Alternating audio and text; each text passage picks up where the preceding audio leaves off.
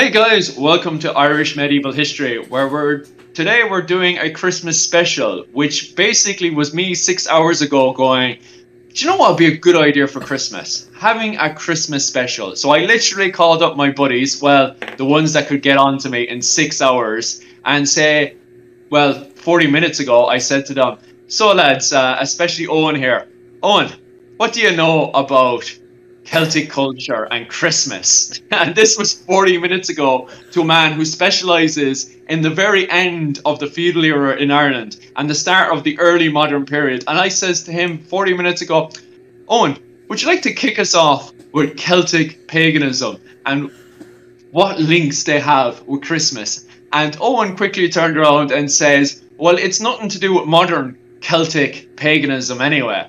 So we're going to start off quite good, and hopefully we'll lead on with Alex and his connection with Rome and Christmas, especially since, and we'll put all the links below, Alex has been doing an entire series on Christmas.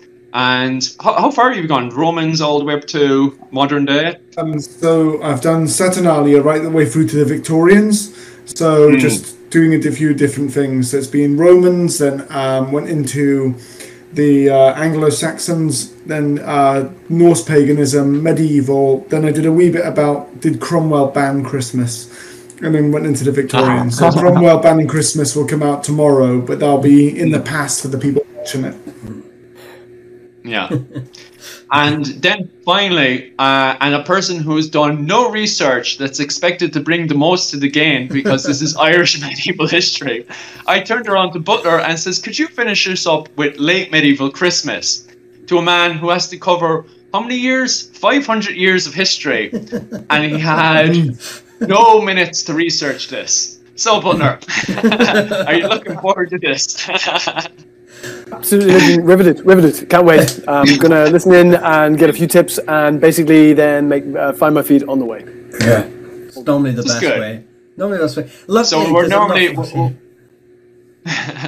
So we're going to start off with Owen here. So Owen, in the 0 minutes of research you've had, what conclusions have you come up with?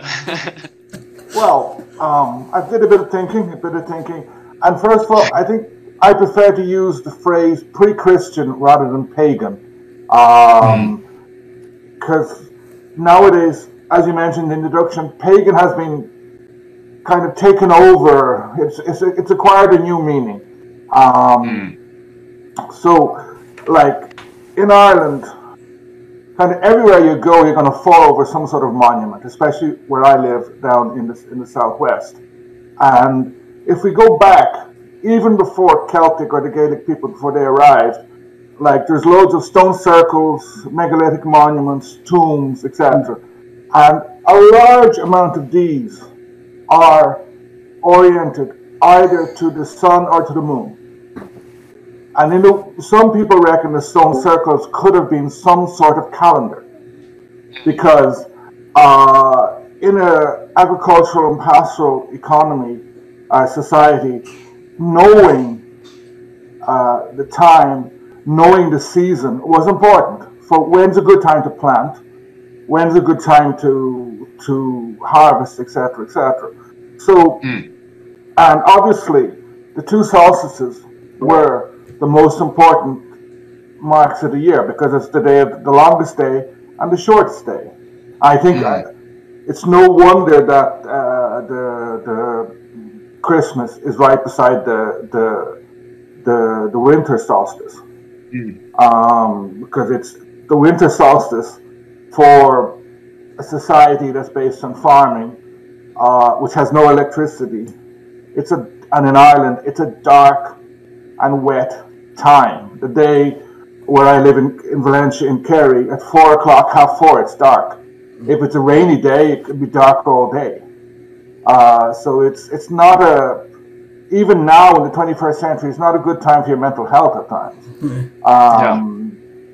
So you need some sort of a ceremony to get you going, to cheer you up. Yeah. You need to know that at a certain period, the sun or the days will be getting longer. You need to know that in a while it'll be getting warmer, that you will have crops, etc. And then just jumping a wee bit, because of where I live, probably the oldest Irish Gaelic records is to do with the Book of Invasions, to do with the Milesians. And they, by chance, they actually are supposed to have landed near here in Waterville, which is, say, 20 kilometers from where I live.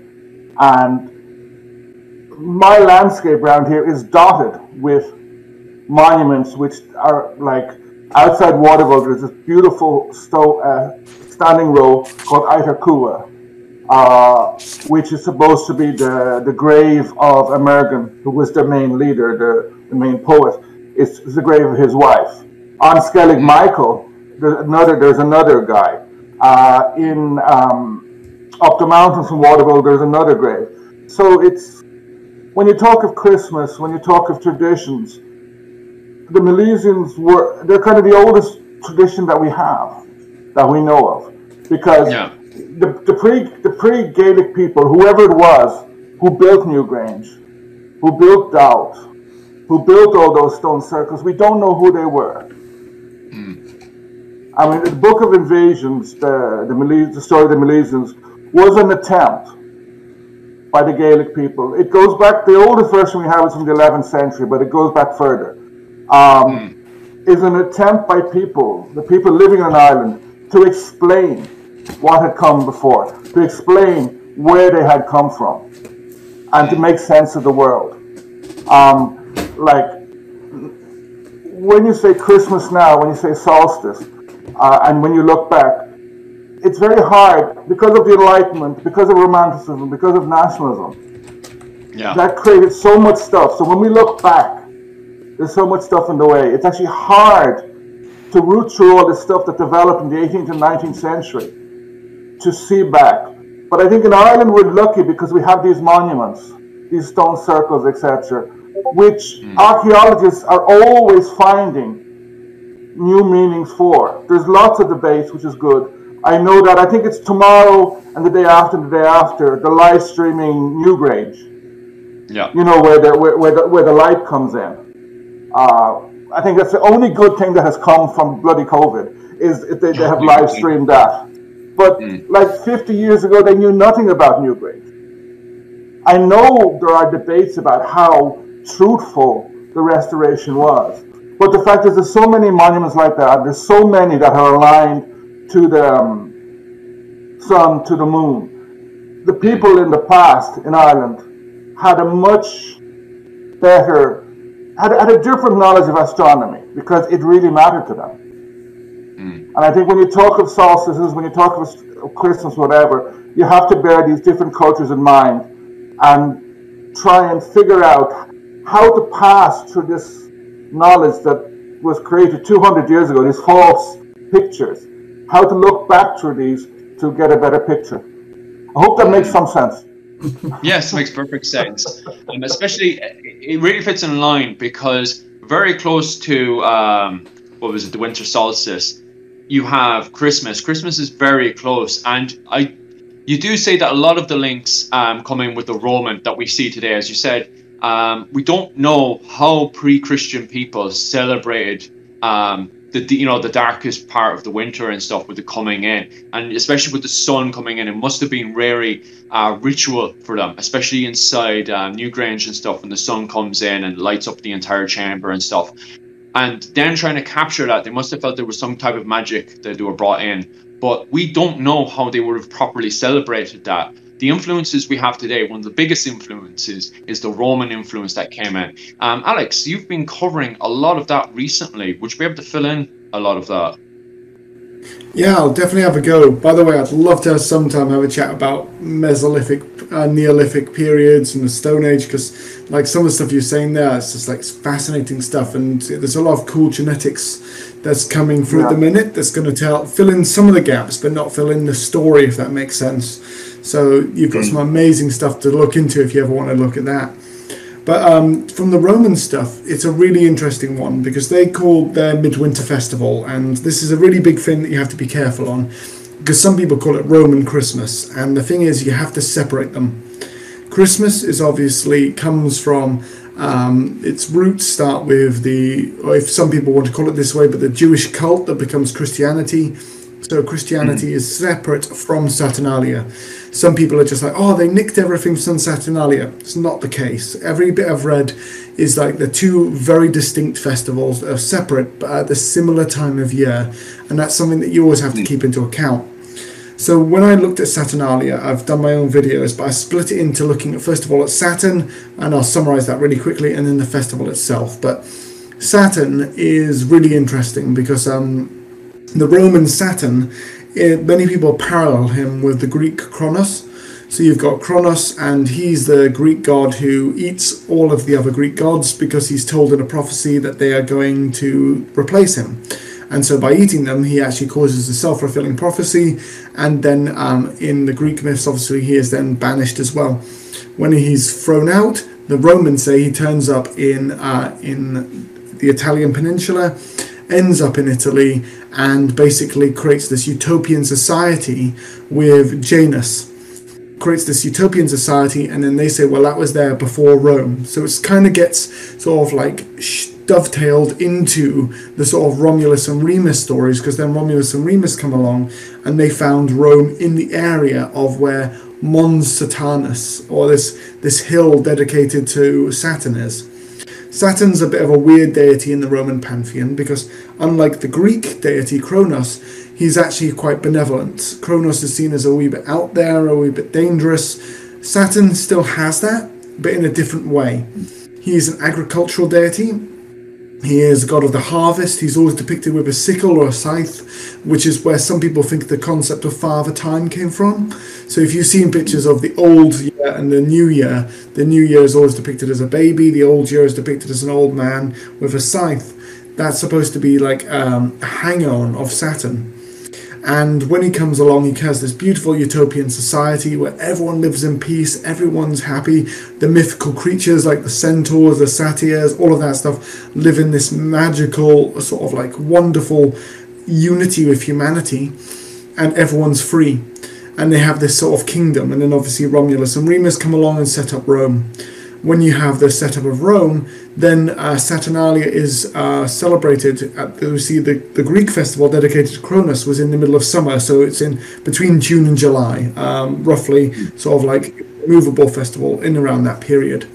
Saturnalia, on the other hand, right in the middle of winter, so it comes so it's dated between the 17th and the 23rd of December. In different periods in the Roman period, some days it started off as a single day, then it went to 2 days, 3 days, 7 days, 8 days, then back down to about 5 days. So it stayed at roughly about 5 days for most of the Roman Empire.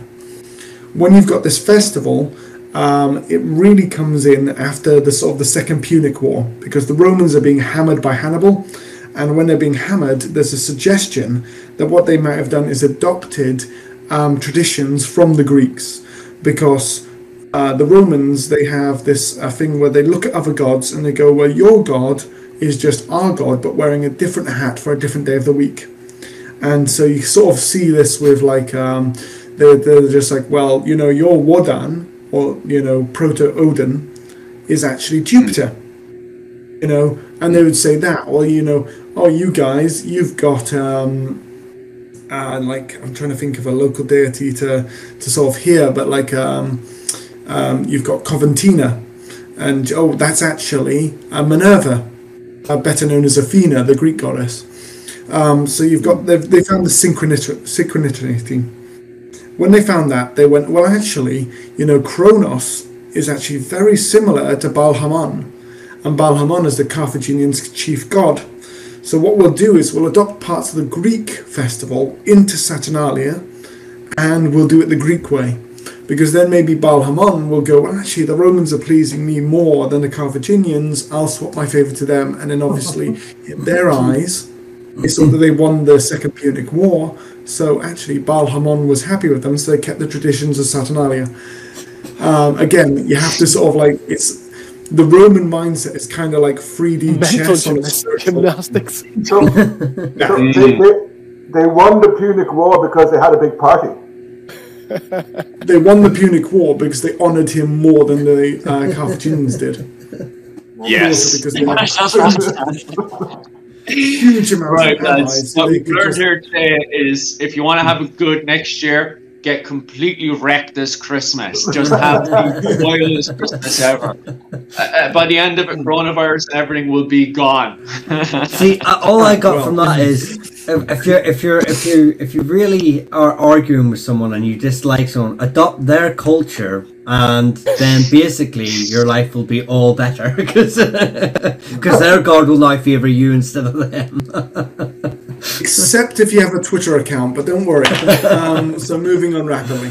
Yeah. So but yeah, that's the sort of idea. And then from there, they adopted some of the Greek stuff. So to start off, Saturnalia began with what they had is, in the Greek style, they had a statue of Saturn, and he was brought out from the temple. Oh, sorry, even before that, sorry.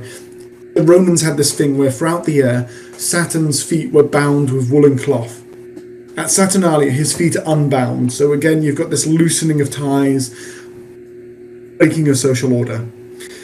Following of that, a statue of Saturn, which is life-size, is taken out into the forum and is put at the head of a feast, and everyone's welcome. Doesn't matter who you are, there is no social restrictions, because one of the things people don't get about the Romans is that their society was hugely structured.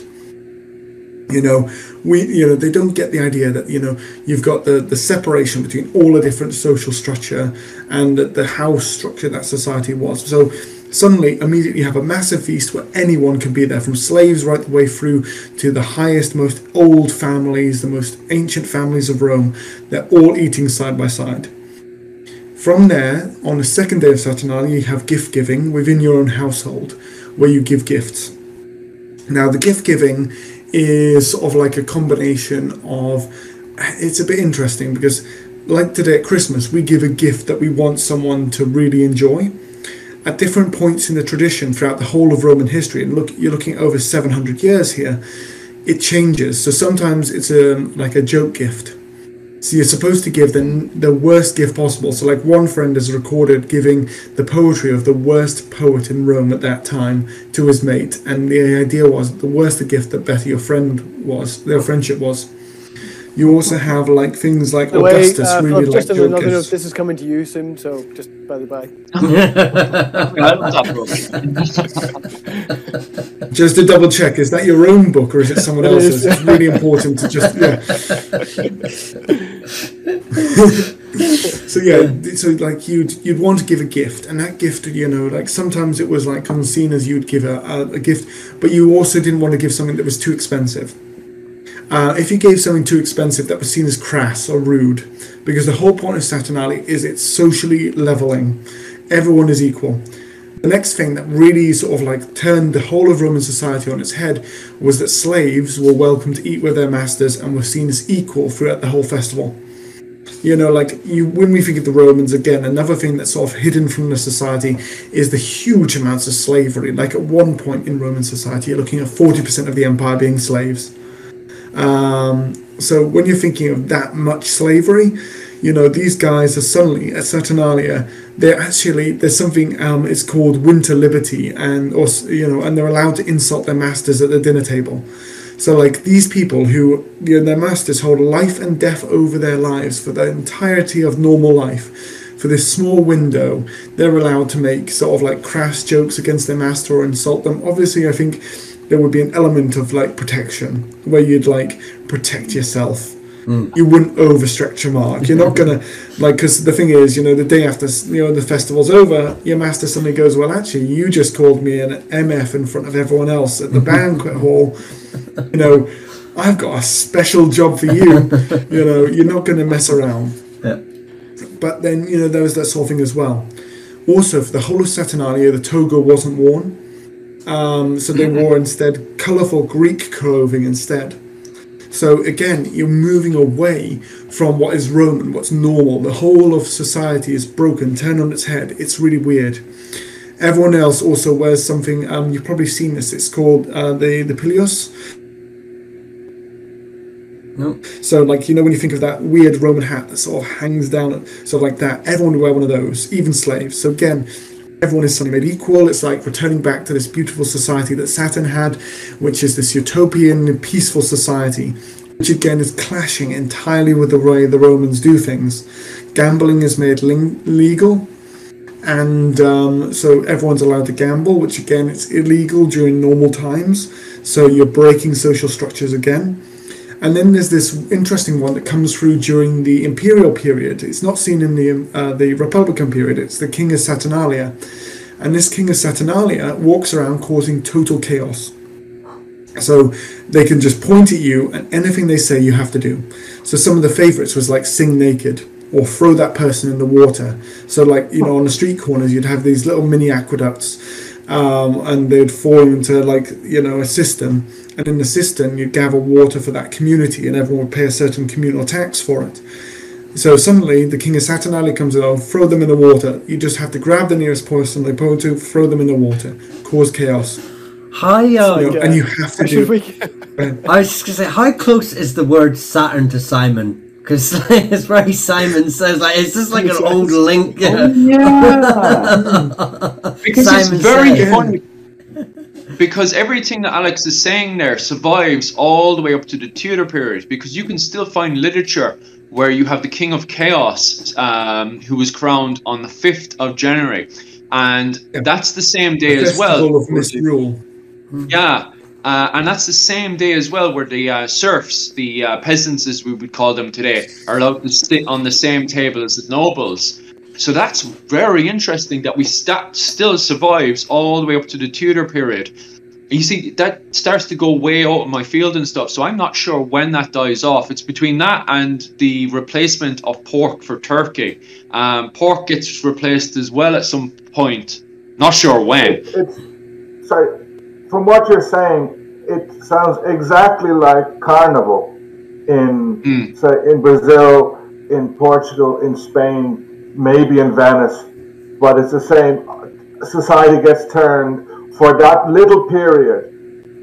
The lowest person, the tramp on the street, the slave, can be the equal of the master. So even though the date changes completely, it gets thrown in Christianity, but it's very similar. Well, it's funny you say that.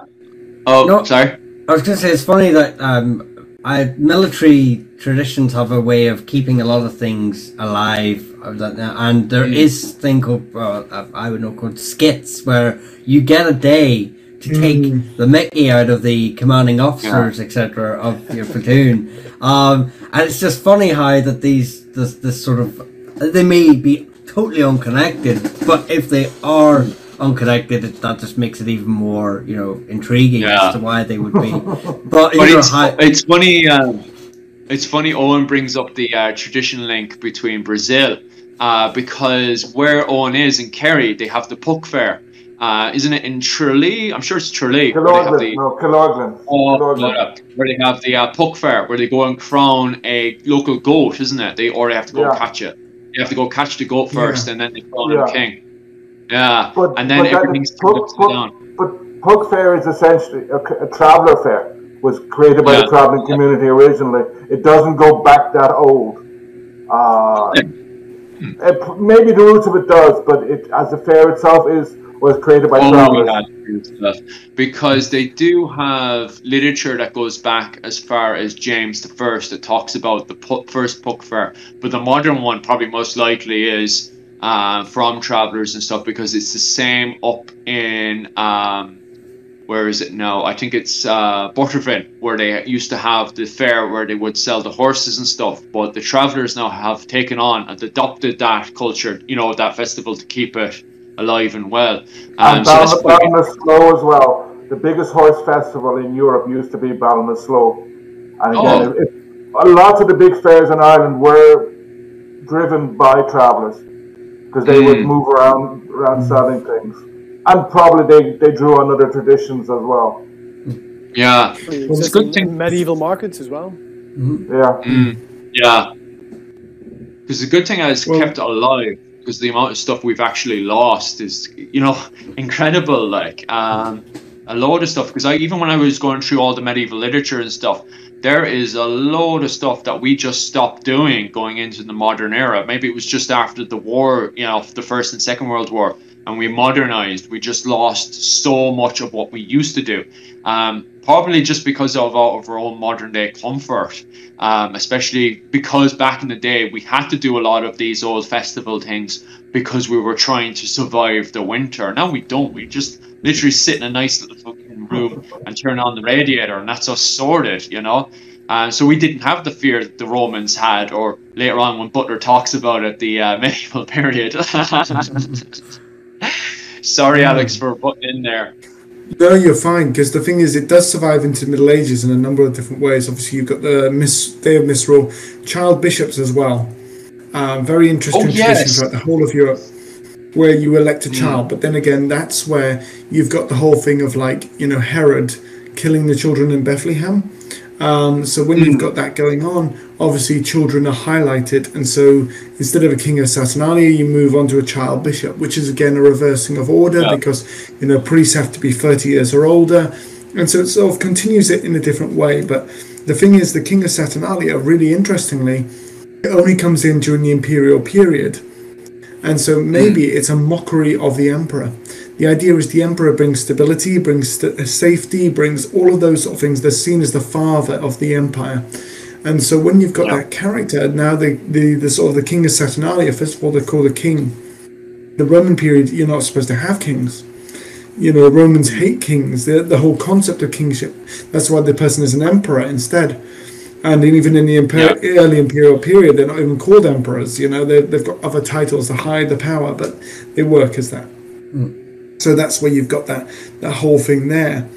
And so when you've got all of these sort of things going on, it's a really interesting thing as well that we've also got as a tradition something called osculum, which are little clay discs, and they're supposed to look like heads. And during Saturnalia, you offer osculum to Saturn. And it's supposed, apparently, during Hercules' travels, he ended up in Italy, and he found out that the Italic tribes were sacrificing fully grown men to Saturn, practicing human sacrifice, and they're offering human heads to Saturn. Now Hercules, according to these legends, was horrified by it and got them to swap over to clay discs instead. So again, we've got this sort of possibility where we've got this pre-Roman Italic society where head taking was a part of it, and we know throughout the whole of Europe that head taking was seen as a really important thing amongst the various Celtic tribes and also the Germanic tribes as well. Because if you go through the film literature, there's loads of referencing of headhunting. In fact, when you go through then the Orkney saga, which I also have on me as well, there's also headhunting culture that's leaked in through the Norse Gael. So the Norse Gael Vikings that settled between Scotland and Ireland seem to have also adopted a culture of headhunting that they would have gotten from their female line, as in the Vikings that settled between Ireland and Scotland. They would have married local women, and the children then, because they were raised in their mother's home, the children would have started adopting more of that culture. And we also know as well the likes of Ivor the Boneless, his children then would have been fostered, because it was Irish culture, they would have been fostered into Gaelic homes and stuff, and then between the ages of 14 they would have joined war bands, which is also John Kerry has seen links between Viking war bands and Fenian war bands. So it could easily happen that the Norse in that whole area would have taken on headhunting. So it's very interesting that perhaps actually headhunting would have still been around during the early medieval Christmases and stuff. So that's very interesting for myself. In Britain and Ireland, yes. In Roman, like Italy, gone. Would have been like definitely gone. Like this human sacrifice was, the Romans stamped out wherever they went, and it's a very interesting one. Like they were massively against it. Some people even suggest, though, because there's a 3rd century Christian apologist who says that during Saturnalia, the gladiators who died were dedicated to Saturn, and they saw that as a form of human sacrifice. So again, there's a very interesting one as well, where the Romans, like, we think of gladiatorial combat as almost like, you know, watching football or rugby or whatever sport today, but like it is a form of ritual human sacrifice in a way, if you think of it that way. But the Romans never saw it that way. They saw human sacrifice as something else, and so that's what they separated that. Whereas we start seeing, like in the 5th, 6th, and sometimes 5th, 6th, 7th, so that period where you've got Christianity spreading out from both Rome and also Iona and Brittany, places like that where it survived after the Roman Empire. Now coming back out again, and that's when you've got that head culture. Obviously, I'm up here in the northeast of England, so after the death of King Edwin of Northumbria, his head was taken from his body and put into the alcove of the entrance of York Minster. So, like, when you walked into York Minster, his head was preserved there, and it was something that was very proudly shown off for, like, a long time after his death. So, like, this whole idea of head taking was still present. The head was still important, but it became more as saints' relics than as it was previously. And I know in Irish mythology, like, is it the one of and the 9 hostages? Sorry, I forget his first name. Ireland, the 9 hostages. Is it when he's then buried, or like when someone in his retinue is buried, they take the heads of everyone they've killed, and it's supposed to be them who serve them in the afterlife? Or am I bastardizing another mythology? That I'd never heard of, to be honest. No. Yeah. There is an Irish hero who, when he's being or something. Yeah. That I have no. But just in relation to execution and heads, if you jump to the Tudor period and to the whole Renaissance period, an execution was public, and it was horrific. It was very, very brutal. Like you were half hung, your insides would turn out, you were castrated, and they chopped off your arms and legs, etc. And then your body parts, especially the head, was displayed. Especially this person, it was a different form of headhunting in a way, but it was, you had sinned, you had transgressed against a monarch, so you had to suffer this horrible punishment, and your head was there left to show. It's a tradition that lingers on. It's different, but it's still there. Going back on a Christmas tree now, isn't it? That's what the tradition is. To bring it back to Christmas. Going back to Christmas and linking the headhunting to boar hunting, it's very interesting because the Fenians, if the most famous one is Diarmaid and Grania, where Diarmaid goes out and he's killed by a boar. But we know from a ton of literature in the early medieval period and later on as well that boar hunting was very dangerous. But it's a part of the 12 celebrations of Christmas, where both in England and in Ireland, where men would go off in the first day to go and hunt a boar. Now, you could easily die hunting a wild boar. They're quite dangerous and stuff.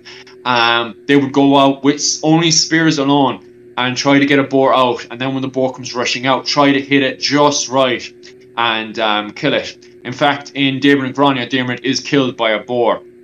And on top of that, that's... Sorry, I was just thinking, because in Norse mythology, I believe that there is a sun god, and his chariot's pulled by boars. And I'm wondering if there's this, again, possible link. And again, it's something I don't know about. So if anyone in like the comments section or something like that's going, he's connecting something that's not connected, forgive me. But I believe we're just going wild here. This conversation is wild. It was wild to start with. It was wild 6 hours ago, and it hasn't changed since. Fair enough. No, I just wanted to double check because obviously, like you know what YouTube comments are like, and it's just something like that. And I know in Norse mythology, the sky god, his chariot's pulled by boars, and so I'm just wondering if there's like an element where it's again very similar to those Neolithic structures you're talking about in Ireland, where it's like you're wanting the sun to come back. So what do? You hunt something that is connected to the sun on the turn of Christmas. My imagination is going wild because a lot of people connect now. This is one of the biggest arguments. In fact, last year I did a video on this argument, just a comment video. My reaction, because a lot of people wanted to know what my reaction was, and that was the argument on God, things gone completely out of my head now. The Viking Christmas. Yule. What's it called? Yule, that's the one. There was an argument to know if Odin is connected to Santa, and as part of that argument, that's a lot of thoughts to know. But as part of the argument is Odin's horse and his multiple legs meant to represent Santa's multiple horse. What's it called? Deer, isn't it? Deer. Yes, there's the connection there, and that is the modern paganism that we said before leaking into. Back to Owen. It's very easy, and Alex actually made the reference very early on in his conversation with the Jewish sect or religion, and when he was doing his research and mixing. There's correlations that are both connected and unconnected in not the same way. So you can have similarities. I mean, you've got to remember, these are, like Owen said earlier as well, these religion foundations are often based around astrology in ways and seasons and stuff like that. So these natural correlations are going to exist because human society is built very similar. Although headhunting exists all over the world, there's always something that exists all over the world. So it's very easy sometimes in modern translations of ancient to go, there you go, they got to, without actually taking past the first layer of what is actually behind the symbolism of that, and that is one of them. That it's very easy to just take it at face value instead of going, well, they mean something totally different. So that's where I'm going as well with the boar. By the way, I'm just completely waffling with the boar part because as part of the 12 days of Christmas, the on the first day, the men have to go out to go and hunt a boar. They go and catch the boar, and they cut off its head. And well, they don't really. They kind of saw off the head, and then they snap off the last bit of it, and then they bring it back home and they decorate it. And the head is, put in the center as a real kind of manly thing. So when people come in, they go, "Oh, gee, you caught the boar!" And for the men, it's a real thing of pride to catch the boar. And so it does remind me of earlier on with the head hunting and stuff.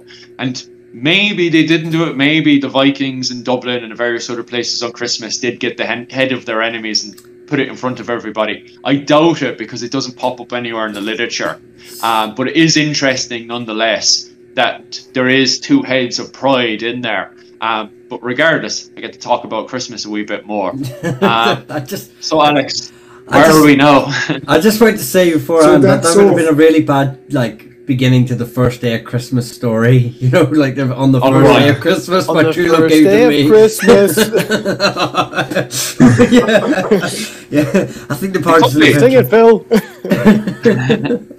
It could be a very bad day for Christmas if your daddy's killed by a boar. Yeah. Well, that's the sort of joke I made in my sort of like my Roman thing. I was just like, can you imagine a part of the Christmas tradition where someone would bring back a severed head, or instead of dedicating a Christmas tree, you had your severed head instead. And there's some things we have to be pretty glad about.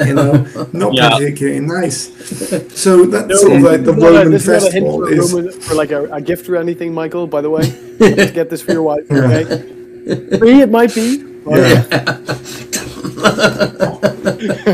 So severed heads do not make good romantic gifts. It's a very different culture today. That's sort of like where it is. I mean, I can talk a wee bit about the Scandinavian because I did a research on that as well. But it's just getting into might as well because we're moving into the early medieval now anyway. So, like early medieval, like touching on it, Anglo-Saxon Christmas, we only know one thing, and that's from the Venerable Bede, and this is the pagan one at least. And he says Yule was the festival the Anglo-Saxons celebrated was named after the pagan mother, and it was named after her. And he said the night was dedicated to her, and the rituals were associated with her.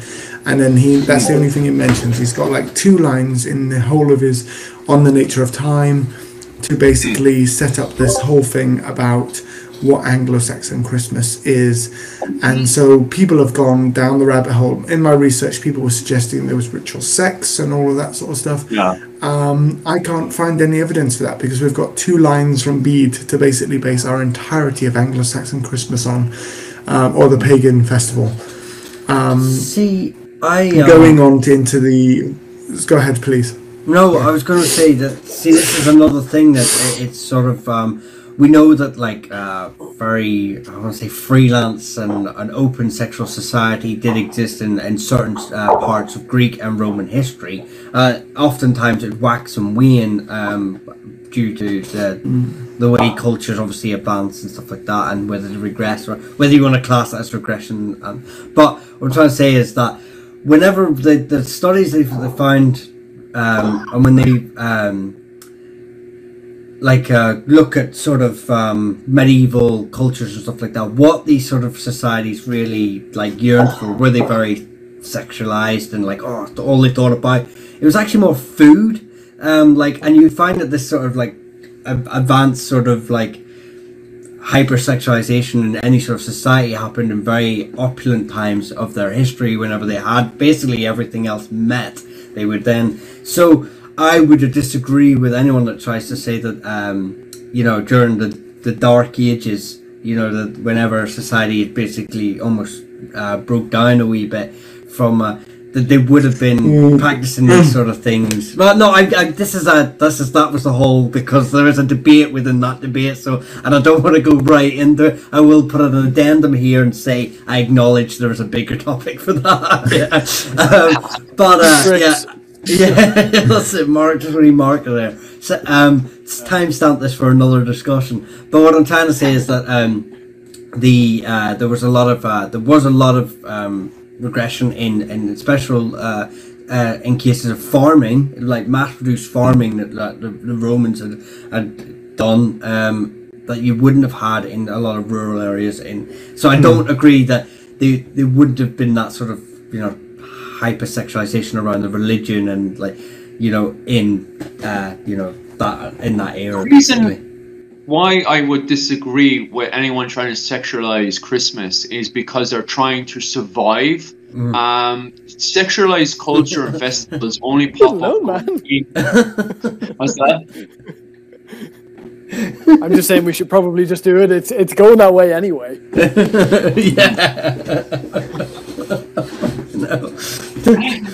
But regardless, Oliver Cromwell. Yeah, true. But no, I do believe that they're trying to survive the winter, and the whole thing around it is food. I do believe that Christmas is 100% food, because it's one of the major sins that you're allowed to ignore.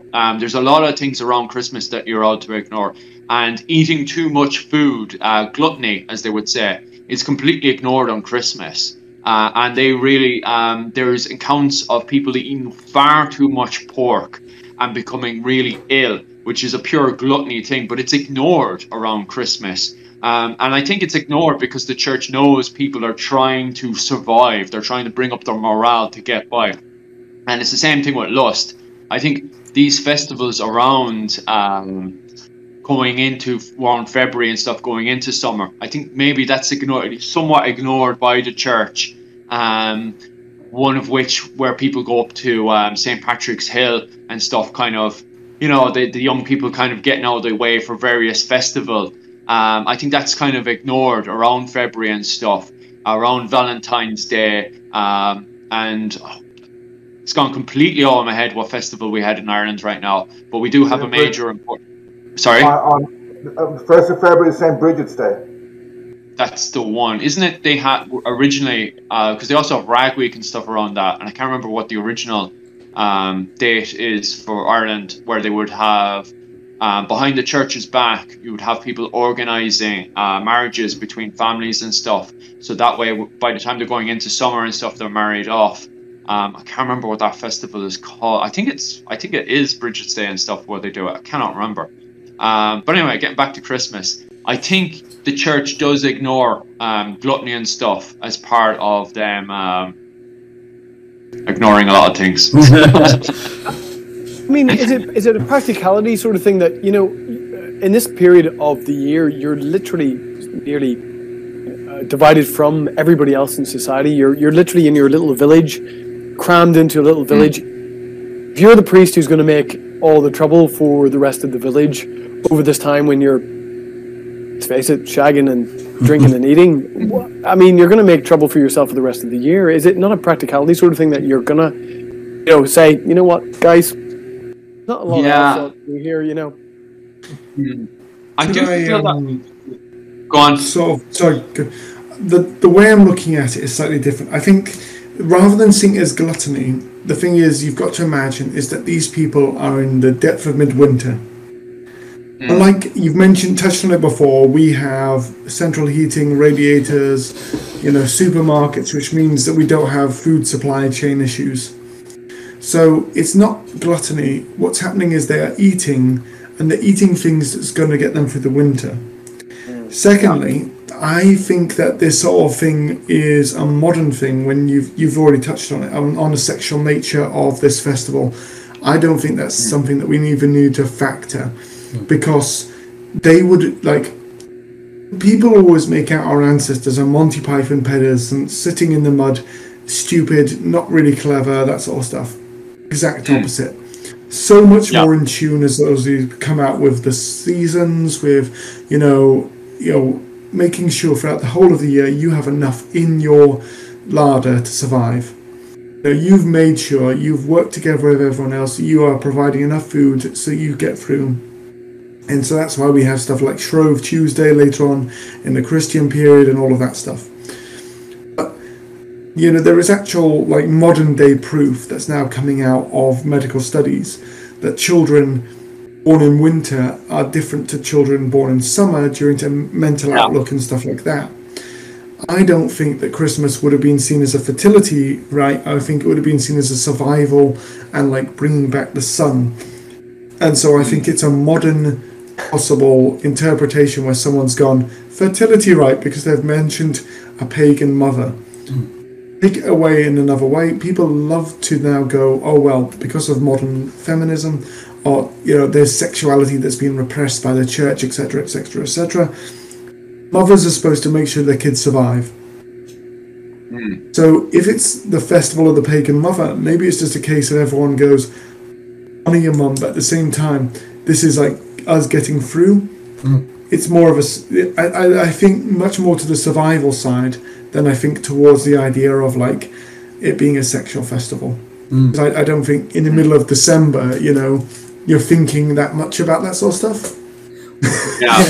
Well, I mean, keeping warm if you haven't got enough wood, to burn is a counter argument to that. But like I say, it's not from a much like animals who would have their seasons to the optimum season to have offspring so that they could survive. Obviously, humans have obviously had a separate sort of evolution sort of side to that, or where they can.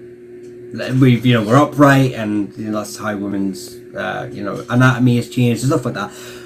Without going into a completely different argument, it still makes sense to have children at certain points of the year, or try to make sure that you avoid pregnancy so that your children are stronger, healthier. The mother is stronger, healthier, able to survive. Stuff like that. So having those sort of ideas in your head, they would have been very much in tune with that. Like you say, society as a whole had a different outlook. We can afford to fall pregnant any time, and have the sickest, smallest baby born in the coldest, horriblest night because we have all this medical advancement, but they did not, and they would have been very aware of the risks of procreating. Exactly. It's very interesting you bring up that point, because the literature really backs that up, because inside the literature the church actually tells people to not have abortions, that they will actually take in the children. And it's very interesting that both in Anglo-Saxon England and in early medieval Ireland, the church just turns around and says, we'll adopt these children and do not have abortions, because they were having abortions during the winter because they couldn't afford to feed the child. And it was better, the church understood, and it's written in early Irish literature, and they even give penance. So if you have an abortion, you can go and have a penance of a year or so where you're praying and you're only surviving on bread and water and stuff. But the fact that the church understands and is willing to forgive people that have abortions during the winter is really telling that the winter is hard. It's very hard to keep a child to survive the winter, and if they are born, trying to sustain them, because the people only planned enough rations and food to get by for themselves. They didn't plan on having these extra gifts. And so when the children are born, so a lot of them they have abortions using certain herbs and stuff to remove the child, or there's sagas and stuff where children are literally brought into a forest and left in the forest and abandoned, sadly. And we can find it in various other cultures and stuff, trying to survive certain periods. In Okinawa, it's the extreme heat and stuff can cause people to try to remove a child and stuff. So, yeah, you can see it throughout the literature and stuff, Michael. Yeah. So I don't want to, but so we're just conscious of time. So if we want to pull it up a few years to around Ruadh is a sort of so we're coming out of the early medieval and let's if everyone's going to have a chance. I want to hear more about. I want to hear more about Saturnalia. My camera. When we're talking about this, I immediately, when I talk about Christmas in the medieval period, I immediately think of, say, Gawain and the Green Knight. That was the first thing that came to my mind. And I thought that was an interesting sort of thing to look about. That happens, the initial story happens. It is a very medieval story, let's face it, and it happens at Christmas. It's at the court of King Arthur, and what happens is, they're feasting, and there's all the elements of Christmas are there, in the medieval mind.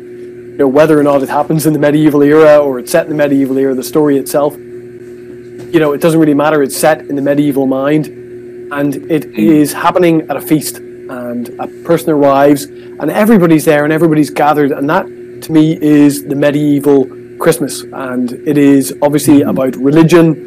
It's about potentially family, I suppose, getting towards family more so than anything else, and kinship, and obviously the feasting and that idea that we've been talking about people coming together. Sorry, Alex. Yeah, so I wanted just to quickly apologise. I'm afraid I'm going to have to head off now, but I do apologise in the middle. But I just wanted to say thank you all for having me, and at the same time, it's been brilliant. Yeah. And I'll have all the links for Alex's special I'm having below as well, so more than covered by us. Thank you so much, Alex, for filling in for so much. As I was saying earlier, I literally 6 hours ago I was like, hey lads, you want to come on for a Christmas special? Didn't tell the lads anything because I was being so busy over in the karate dojo. 6 hours later, and some sleep off of me, and I suddenly 40 minutes in I was like, lads, this is my plan. First off, Owen's going to kick off the show. Owen looked at me going, what?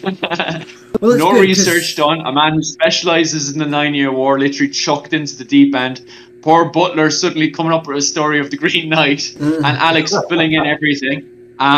Thanks very much for everybody who's tuned in and stuff.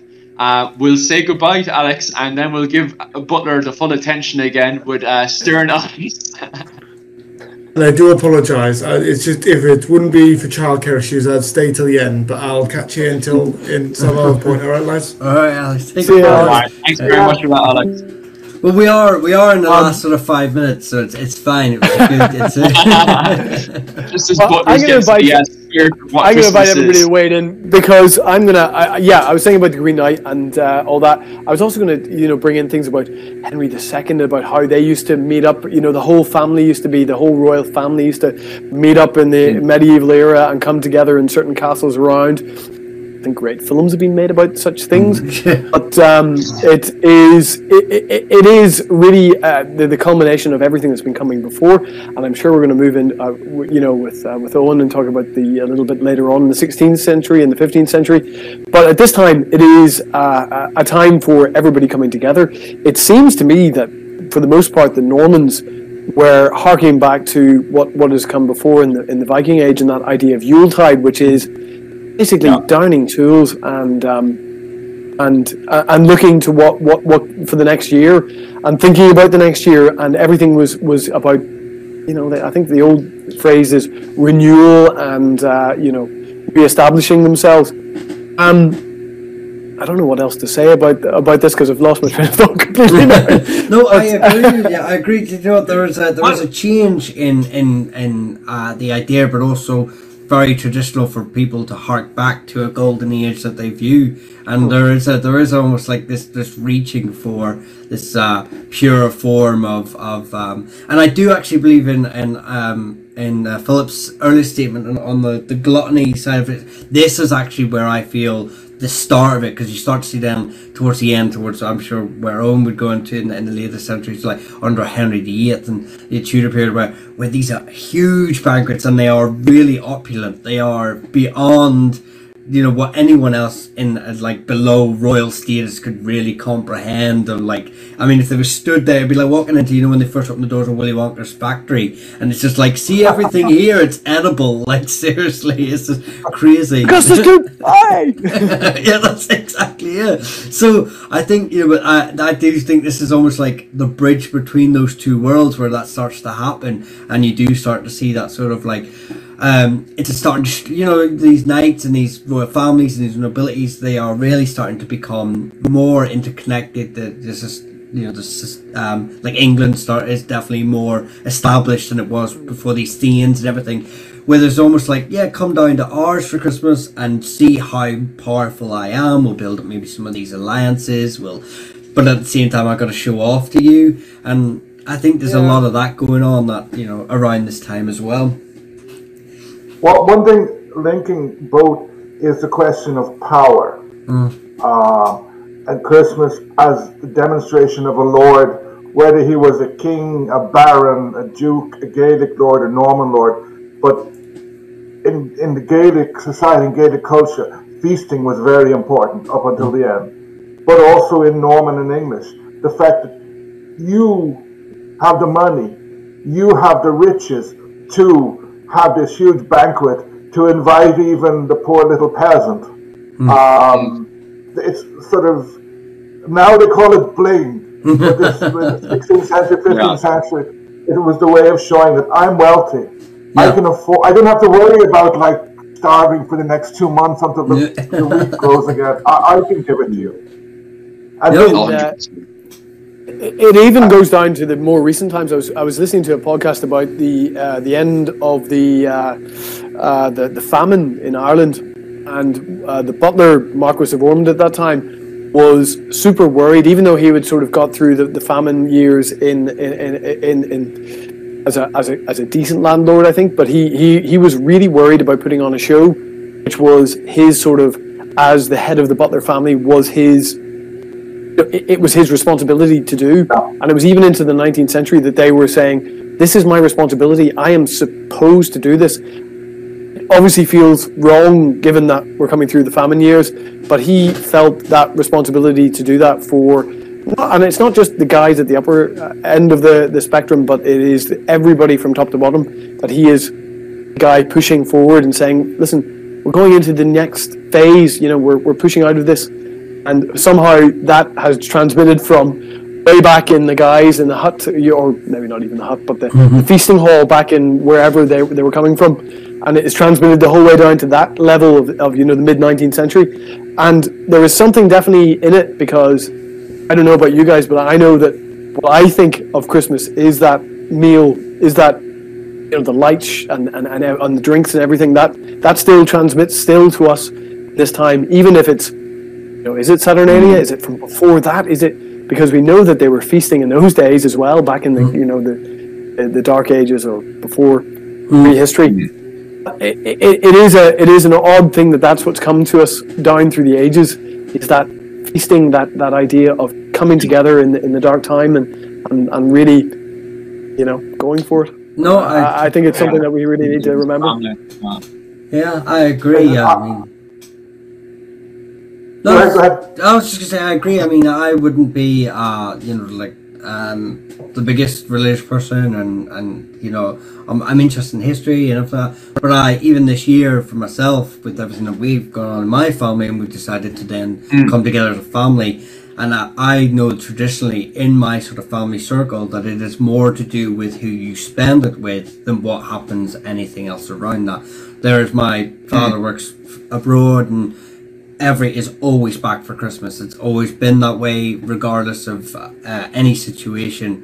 In fact, there's only been 2 Christmases by me and my dad where we've worked away, where we couldn't come back. That even then it was like, the family still got together. My personal experience is family rather than the feast, the presents, any other sort of issue.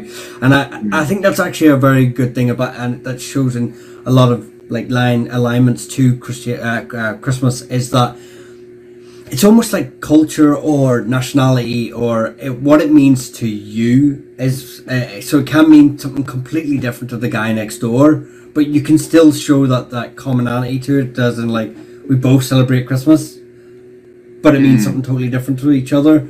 And I think my wife is Portuguese. In Portugal and in Brazil, the 24th is when they have the big meal.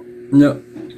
And to me, the first time, no, this can't be. I want my meal on Christmas Day, but Christmas Day is it's almost an after effect. Sobering up day. Yeah, so they call it the meal. They have it at midnight. And things. It's very, very different. It's very, very different. But I just remembered something about in the historical records during the 9 Years' War. There was one time. It's probably 1599, 1598. The English are trying to get Hugh O'Neill to accept the pardon. And as usual, he's taking his time annoying the English. And he writes this letter, and he says, "Oh, sorry, I couldn't come and meet you in Dundalk earlier. I was celebrating Christmas." So he's taking Christmas off. He stopped the war for 2 days to celebrate Christmas. Very I like to given that we have an O'Neill here and a Butler here, I'm going to presume that was Black Tom Butler and Hugh were talking over that one. Probably. They had great talks. Oh, even today O'Neills and Butlers having great talks. And another thing, at that time, we associate now Christmas and then a week later the end of the year. At that time, the year ended 3 months later. The year ended in March, which can be confusing if you're doing historical research. And you have a document from January. It can throw you. But Christmas wasn't the end of the year. It was, I think, this Ladies' Day or something in March. It's only now I think in the 1700s that the two came together. Anyway, with that, we'll come to an end. Thank you so much for coming on to the show, especially more than ever. I want to kind of make this a yearly thing, but obviously give people more heads up. It's just this Christmas, this whole island, Okinawa, has been so insanely busy because we're trying to both make our way through the endless nightmare that is coronavirus while trying to hold the biggest martial art event up around August 23rd. So we are insanely busy on this island. So I've been literally down in the dojo trying to rehearse different katas, so on and so forth. And it's been quite fun and it's been an experience. So 6 hours ago, I literally told the lads to be on standby if you want to jump onto the show. And I am so grateful that the lads had no problems jumping on and literally doing what I love, talking history. And although they didn't prepare beforehand, I didn't tell them to do any research or anything. Maybe I should have told them to do a tiny bit of research before coming on. But they had absolutely no problems that I seen anyway. Probably inside they were breaking. But anyway, thanks very much for coming on. We'll put all the links down below. And as always, guys, subscribe to the channel and all the best.